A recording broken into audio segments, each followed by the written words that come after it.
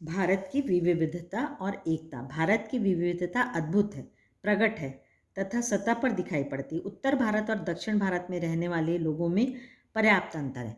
मतलब हमारे भारत की विविधता मतलब डाइवर्सिटी, बहुत सी जातियाँ हैं, बहुत सी बोलियाँ हैं, रहन सहन अलग है। एक प्रांत से दूसरे प्रांत में हम जाते हैं तो वहाँ बहुत परिवर्तन हमको दिखाई देता है।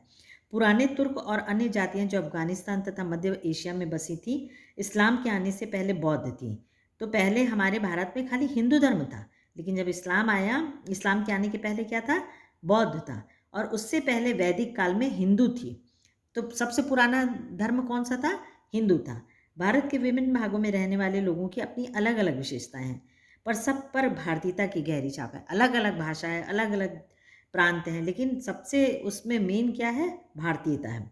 बंगाली, मराठी, गुजराती, तमिल, आंध्र, उड़िया, असमी, सिंधी, पंजाबी, कश्मीरी और हिंदुस्तानी भाषा भाषी जनता में बसा हुआ विशाल मध्य भाग सैकड़ों वर्ष से अपनी अपनी अलग पहचान बनाए रहा है।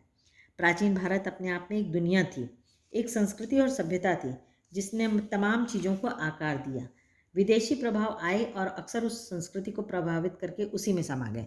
तो ऐसा नहीं था कि हमारे देश में भी अंग्रेज़ों का असर नहीं पड़ा, लेकिन जो भी संस्कृति आई वो भारतीयों में, भारतीय संस्कृति में वो हावी ना हुआ, बल्कि उस पे हमारी भारतीय संस्कृति ज़्यादा असर करी।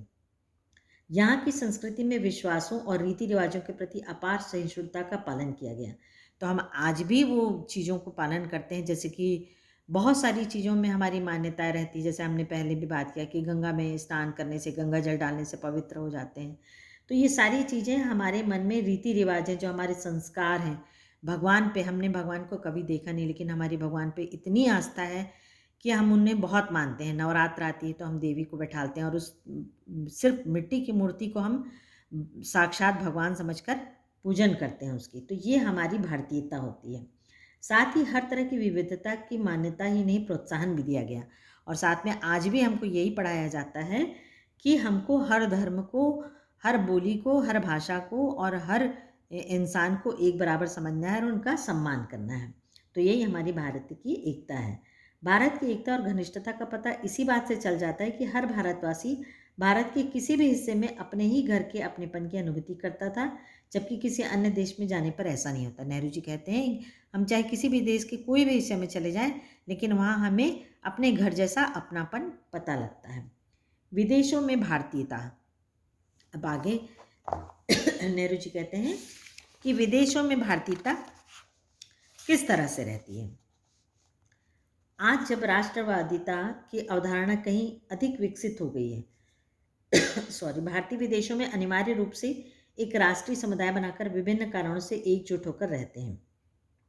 तो जब कभी हम कोई भी हमारे जैसे भारत के लोग हैं, विदेश में रहते हैं, यूएस में या रहते हैं या यूके में रहते हैं, कहीं भी रहते हैं, तो उनका एक समुदाय रहता है और कभी भी वो एकजुट होकर रहते हैं। कहीं कोई भी कार्यक्रम होता है, 15 अगस्त, 26 जनवरी, दिवाली, तो वो एक साथ मिलकर मनाते हैं। हर व्यक्ति के मन में अपनी मातृभूमि की अलग अलग तस्वीरें हैं। लेखक भारत में दूर दूर तक फैले मैदानों तथा गांवों के बारे में सोचता है।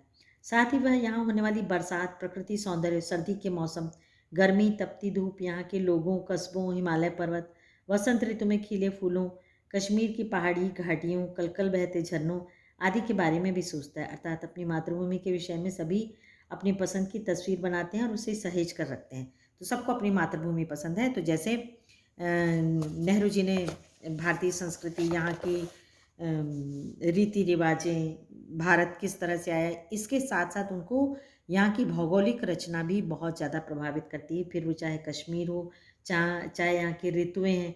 हमारे भारत में जितनी ऋतुएँ होती हैं उतनी किसी देश में नहीं होती हैं। यहाँ हम हर ऋतु का आनंद भरपूर लेते हैं। तो लेखक उस चीज़ से भी बहुत प्रभावित है।